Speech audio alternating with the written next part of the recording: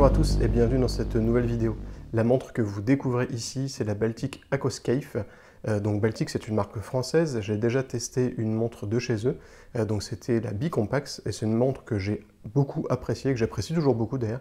Je la porte assez régulièrement. Et donc le modèle que vous voyez ici dans cette vidéo, eh bien donc c'est la Aquascape et donc c'est la gamme plongeuse de la marque. Alors attention, c'est une plongeuse très classique, très traditionnelle.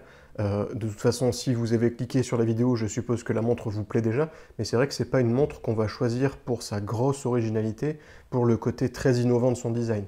Personnellement, je trouve ça très bien aussi d'avoir des montres justement qui sont des bons classiques et pas forcément que des montres très atypiques, très originales et très, on va dire, différentes. Et donc cette montre Baltic, elle est vendue à 790 € dans la configuration que moi j'ai reçue. Alors moi c'est la version bleue, alors la couleur ne change pas du tout le prix, mais par contre c'est la version avec le bracelet en métal qui est un peu plus cher que la version avec le bracelet en silicone. En termes de caractéristiques, c'est une montre qui est tout à fait actuelle et qui je trouve a été quand même très bien pensée. Le boîtier il fait 39 mm de diamètre pour 12 mm d'épaisseur. Voilà, 39 mm c'est une taille qui marche en général très bien. C'est ni gros ni petit, ça reste assez compact quand même. C'est pas une plongeuse qui est particulièrement volumineuse, comme le fait par exemple Spinnaker. En plus de ça, elle est étanche à 20 atm, donc 200 mètres. Donc évidemment, si vous voulez plonger dans les fonds marins très profonds, ben, ça suffira pas. Mais on va dire que pour une petite plongée, ou en tout cas pour une utilisation au quotidien, ces 200 mètres d'étanchéité seront amplement suffisants. Pour garantir cette étanchéité, eh bien, la couronne de réglage est vissée. On a une lunette aussi qui est unidirectionnelle et qui a un revêtement en saphir. La plupart des montres de plongée qui ont une lunette rotative comme celle-ci, la lunette en fait elle est souvent en métal, peint, décoré, parfois même gravé quand on monte un petit peu en gamme ou que les finitions sont un petit peu supérieures. Et donc ici sur la surface de la lunette, eh bien, on a une couche de saphir qui va permettre non seulement de bien protéger cette lunette, puisque le saphir on le sait c'est une matière qui est très difficile à rayer, à part avec du diamant, donc bon voilà ça arrive quand même pas tous les jours. D'ailleurs, pour fermer cette montre, eh bien, sur la face avant, c'est un verre en saphir lui aussi, qui est à double dôme. Et en fait, le double dôme va permettre d'avoir une très bonne lisibilité, puisqu'on n'a pas d'effet de déformation sur les côtés du verre. Et ça, c'est quand même très bien vu, c'est très agréable. Et comme je disais tout à l'heure, la version que moi j'ai reçue, c'est la version avec le bracelet métallique, qui est un bracelet qui s'appelle grainerie.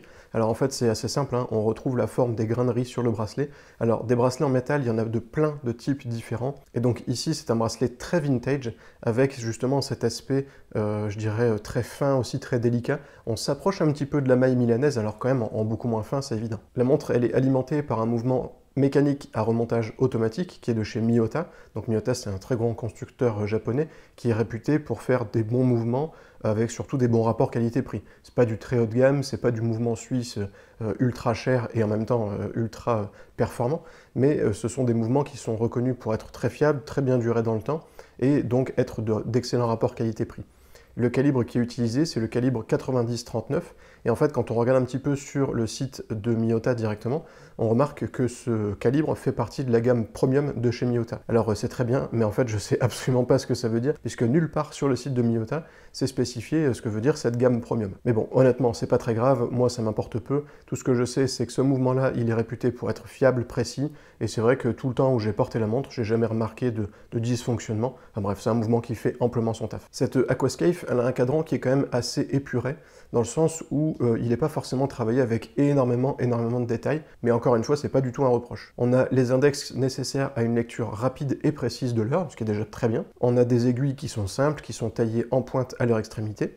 On a une trotteuse qui est décorée d'une pastille ronde, c'est assez joli, ça met un petit peu de, on va dire, de vie sur l'ensemble du cadran. Et puis on va trouver le logo Baltic à 12 h et la mention Aquascape à 6 h. C'est assez classique, voilà, encore une fois, c'est une montre qui respecte les standards horlogers, qui respecte les traditions horlogères aussi, avec un design qui est, voilà, qu'on a déjà vu, très clairement. C'est pas spécialement ultra innovant, mais c'est dans les détails, c'est dans les ajustements des détails de ce cadran que cette montre arrive à se démarquer. En parlant de détails, le fond de la montre, donc sur la version que j'ai reçue, il est bleuté, mais c'est un bleu qui est assez sombre, qui est assez... il fait un peu penser en fait au bleu d'un océan. Alors j'ai jamais fait de plongée personnellement, donc je peux pas confirmer ce que je dis, mais en tout cas voilà, ça me fait penser un peu au bleu de la mer, très sombre, très foncé, un petit peu un côté mystique que je trouve moi très réussi. Et en fait, ce qui est assez amusant et agréable à regarder aussi, c'est qu'il y a une sorte de texture un petit peu granuleuse sur le fond de cette montre. C'est très joli, ça permet de ne pas avoir un fond qui soit lisse, qui soit un petit peu plat, un peu fade. Ça met un peu de relief au cadran, je trouve ça vraiment très joli. Et il faut savoir que cette montre, elle est aussi déclinée en d'autres couleurs, notamment en noir. Sur le cadran, vous l'avez remarqué, ou du coup vous ne l'avez pas remarqué, il n'y a pas de dateur. Alors c'est un choix. Je sais que certains fans d'horlogerie n'aiment pas les dateurs sur les cadrans. Je sais que d'autres ne jurent que par ça. Moi personnellement, j'ai pas forcément d'avis là-dessus, ça me gêne pas qu'il n'y en ait pas. Je suis pas non plus gêné quand il y en a un. Donc voilà, peu importe, je dirais que le rôle principal d'une montre, c'est de donner l'heure. Si on a la date en plus, bah, c'est bien. Si elle n'y est pas, moi personnellement, ça me gêne pas plus que ça.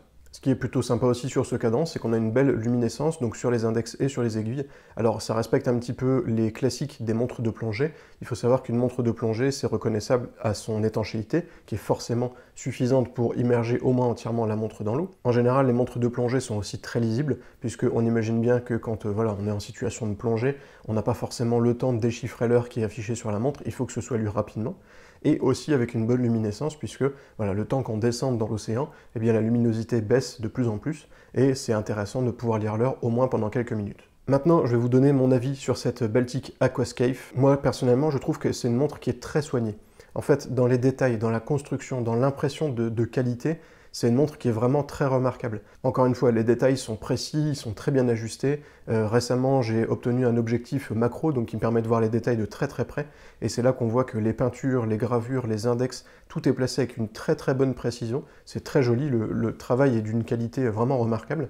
Et on a encore une fois une qualité perçue quand on utilise la montre qui est vraiment très agréable aussi. C'est-à-dire que la lunette, par exemple, donc, dispose de 120 clics, donc 2 clics par minute. Et la manipulation, elle donne vraiment confiance. On n'a pas l'impression qu'elle va se décrocher et qu'on va finir par démonter la montre. On a une vraie impression de solidité, de robustesse, ce qui est quand même un minimum quand on achète une montre à ce prix-là, hein. La lisibilité aussi, elle est vraiment excellente, ça c'est un argument qui est très très important. Et en fait, Baltic place cette montre dans la gamme Toolwatch, et c'est vrai que c'est une excellente Toolwatch. J'en avais parlé dans la vidéo où justement j'ai sélectionné une dizaine de Toolwatch intéressantes, et j'avais parlé de cette Baltic là, et là je le confirme, effectivement, c'est à porter tous les jours, c'est une montre qui se révèle très pratique, très facile à lire, qu'on peut associer aussi avec n'importe quelle tenue.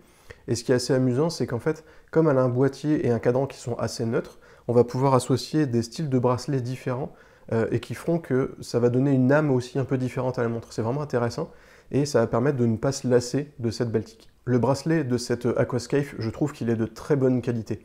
On a un vrai bon bracelet en acier. On voit qu'il a été travaillé pour être vraiment robuste. Les finitions sont très propres aussi au niveau du bracelet.